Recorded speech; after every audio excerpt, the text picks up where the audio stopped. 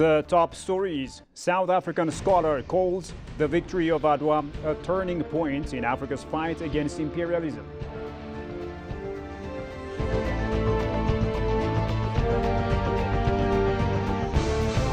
And a Canadian visitor hails Ethiopia as an exceptional destination to visit.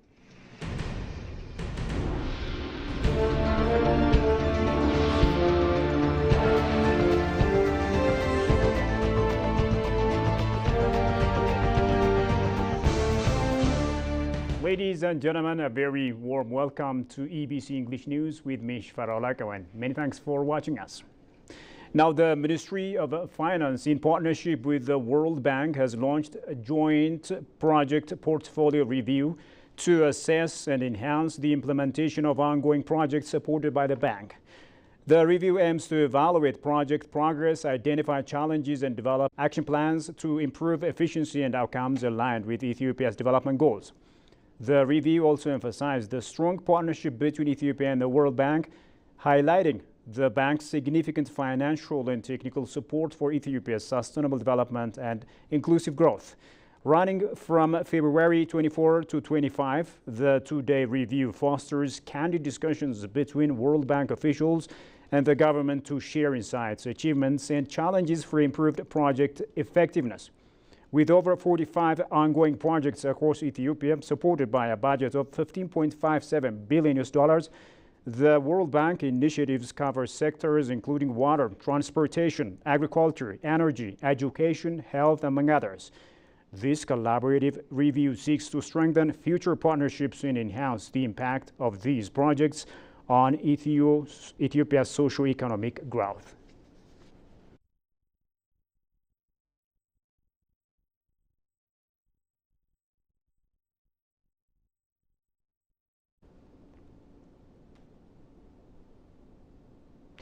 Moving on, Ethiopia and China have reaffirmed their commitment to boosting bilateral economic relations. This was disclosed at the Ethiopia-China Economic and Trade Forum held on Monday here in Addis Ababa. The forum was jointly organized by the Ministries of Foreign Affairs and Trade and Regional Integration in collaboration with the Ethiopian Investment Commission, Ethiopian Chamber of Commerce and Sectorial Association, and China Council for the Promotion of International Trade. In his opening remarks, Ambassador Nugus Kabede, Director General of Middle East, Asia and Pacific Affairs, highlighted Ethiopia and China's long-standing relationship built on mutual trust, respect, and a shared development vision. The Chinese ambassador to Ethiopia, Chen Hai, for his part, said Ethiopia lies in a strategic location in the Horn of Africa and is one of the fastest-growing economies on the continent. The ambassador noted that as China's largest trading partner in Africa, Ethio-Sino ties are marked by complementarity aimed at achieving tangible economic results. The event served as a key platform to reinforce Ethio-China economic ties and explore future collaboration, especially through upcoming trade events like China International Supply Chain Expo.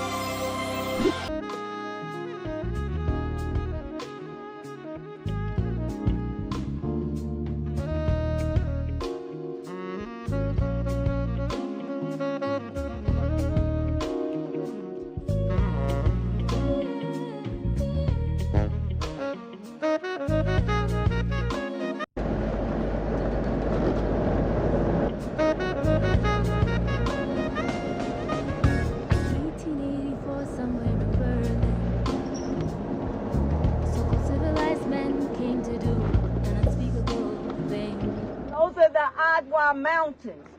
This is where the Battle of Adwa took place. In the 1800s, the Italians had plans to colonize Ethiopia. And in 1889, they did a treaty, but they tried to trick him. And they had two versions of the treaty. Do you remember Adwa? Freedom. Do you remember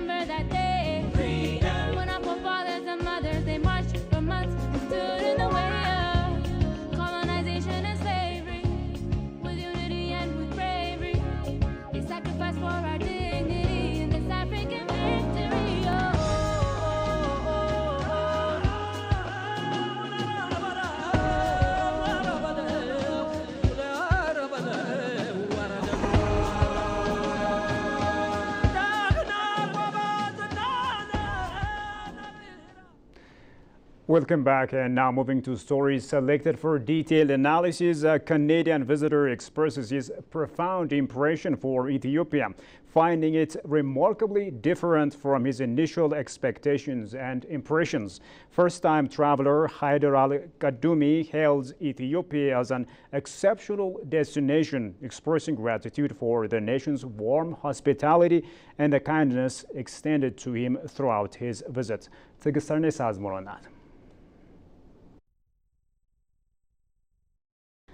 Thank you so very much for availing yourself for this interview, sir. Who do you have here? Tell us your name. Okay, my name is Haider Al-Kadumi. I'm originally from Iraq, but I live in Canada. So I came from Canada to here for you guys. What's your first impression like here in Ethiopia? How do you find Ethiopia? So every year I travel. I go to Dubai. I have my sister. I go to Kuwait. I go to a lot of countries. I used to be a flight attendant, but I never been in Ethiopia. So the impression that I had for Ethiopia, because and all the Arabic people actually, they have the same impression, like in Dubai and Kuwait. I think it's like a not developed country. It's a very poor country. This. So when I came here, all my friends in Canada, they tell me to come every year, come every year. So this year I came and I saw all the buildings and all the development. So I was shocked. Seriously, I was shocked. I'm not telling you. So I filmed everything, so I sent it back to Dubai and they were shocked too. So this government, they're doing a very good job actually to build all these buildings and the road, and it's beautiful. Especially at night, it's beautiful with all the lights. So.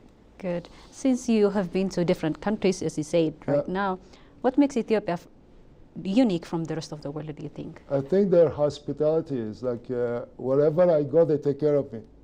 Like I feel like I'm in France walking. So people outside very friendly, they talk, and I love it.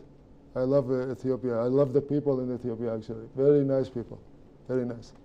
What about the cultural clothes? Probably you observe it while you're in your visit here. The cuisine, the traditional cooking, probably. What's your favorite dish? Tell us a little bit about it. I think.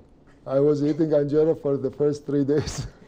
I love it. And every restaurant, they make it different. And I love it. I love the anjera, I think, my favorite cuisine. And I love their food. I love their coffee. You guys' coffee are the best. I went to many countries. Actually, I love their coffee in here. Ethiopia have never been colonized from like the other African countries in Africa, in the continent. What is your take on that? Actually, this is very good.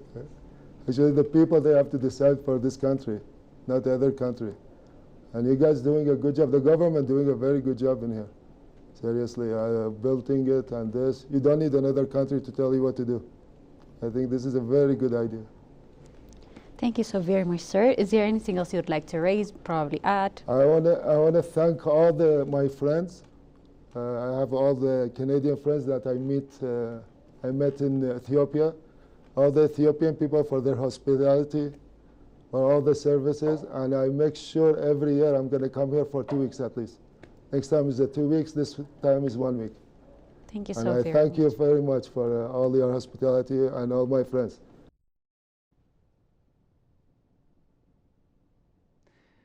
And finally, a South African scholar has described Ethiopia's historic victory over fascist Italy at the Battle of Adwa in 1896 as a symbolic turning point for African nations in their fight against imperialism. The scholar Paul Zilungisele emphasized that the Adwa victory not only ignited the Pan-African movement, but also continues to inspire today's struggle for peace, security, and economic sovereignty across the continent. Shogai Matao takes it from here.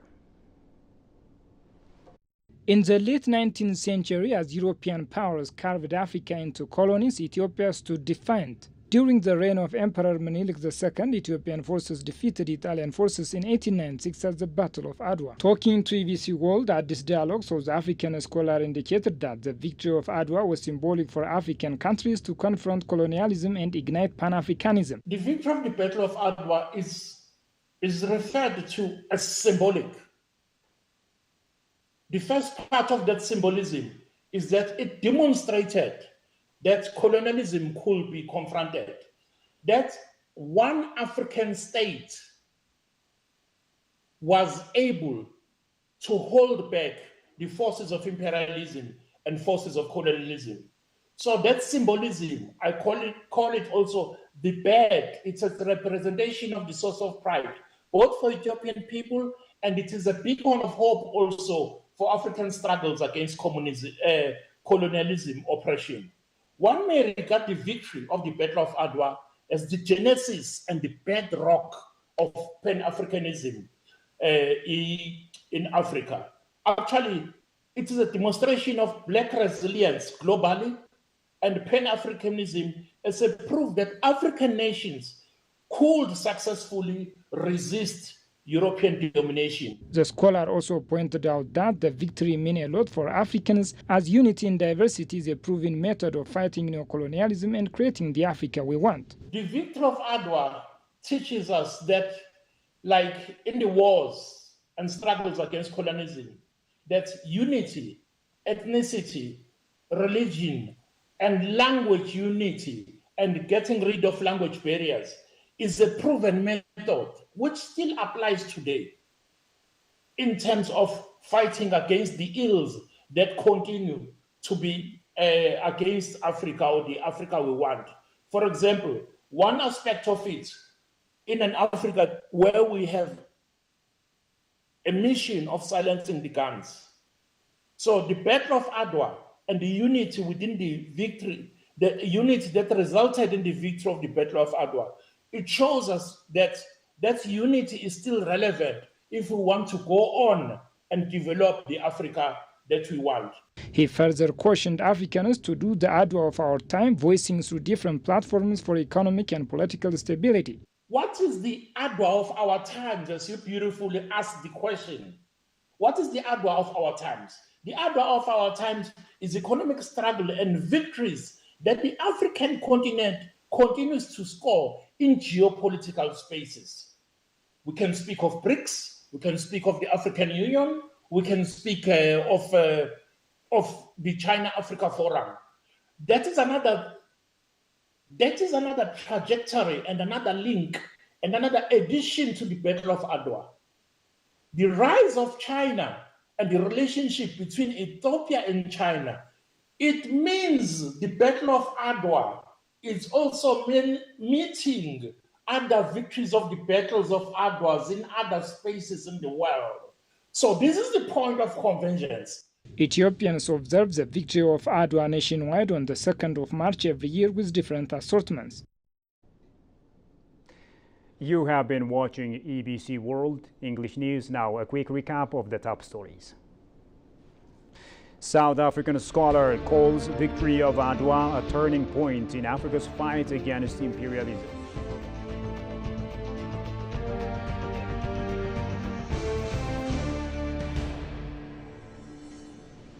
And a Canadian visitor hails Ethiopia as an exceptional destination to visit.